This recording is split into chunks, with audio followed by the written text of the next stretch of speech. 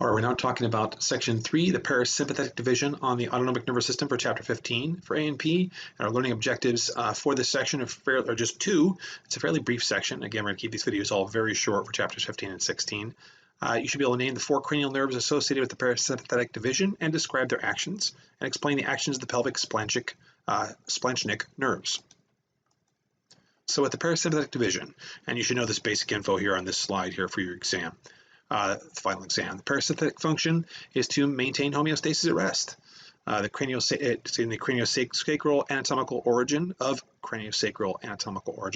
and the ganglia are found in 2 types of locations. The terminal ganglia located close to the effector, right? And the intramural ganglia is located within the wall of the target organ. For the cranial components, there are 4 cranial nerves, which we saw in a diagram in our last chapter, which convey parasympathetic signals: the oculomotor, the facial, the glossopharnygeal, and the vagus nerves. The oculomotor nerve, or CN3, has preganglionic axons from the cell bodies, the midbrain nuclei that extend to the ciliary ganglion within the orbit, and the postganglionic axons control ciliary muscle, the lens focus for near objects, and pupil constriction, the iris sphincter. The facial nerve, or CN6, has preganglionic axons with the cell bodies in the pons extending to the pterygopoline and the submandibular ganglia, and the postganglionic axons from the pterygopoline ganglion control lacrimal glands and small glands of the nose and the mouth.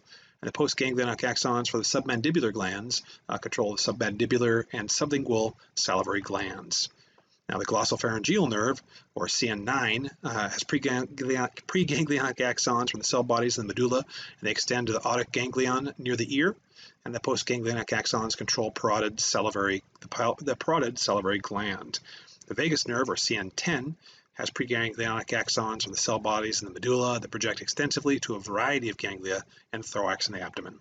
The postganglionic axons have a variety of functions, including slowing the heart rate, constricting the lung bronchioles, increasing the digestive secretions, and storing carbohydrates. And then we have our pelvic splanchnic nerves. They have the preganglionic axons from the cell bodies in lateral gray regions of S2 to S4. They project to the ganglionic neurons in the terminal or intramural ganglia.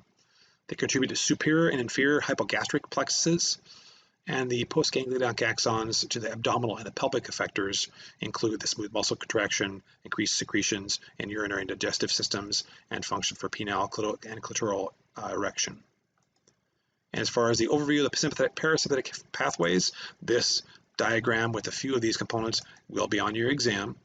And you have to be able to note not so much the nerves, but you certainly have to note some of the effects of where some of these plexuses are and how they innervate, how we have. Here we've got CN3, the ciliary ganglion, going to the lacrimal gland here.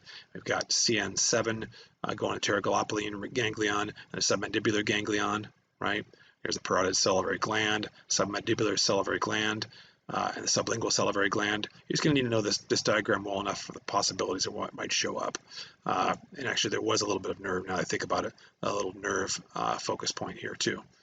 And then the cardiac plexus, the heart here.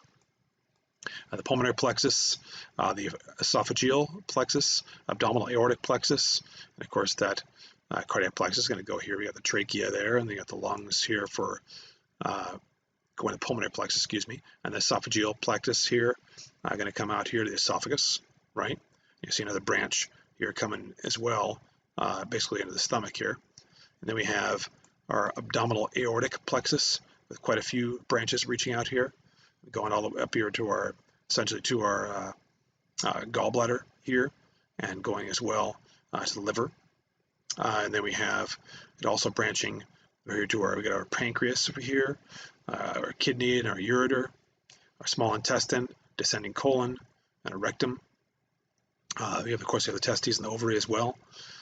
With the hypogastric plexus, we're going to have some attention focusing over here. This is where the descending colon, I made the mention with it for the abdominal aortic plexus, but for the hypogastric plexus, the descending colon and the rectum, as well as the bladder, right, and the penis and the clitoris, and then the pelvic splanchnic nerves, and then go to the uterus and the vagina.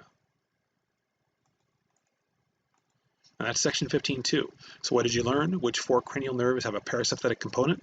What organs are innervated and what physiologic response, psychologic, possibly, but what physiologic response is caused by each?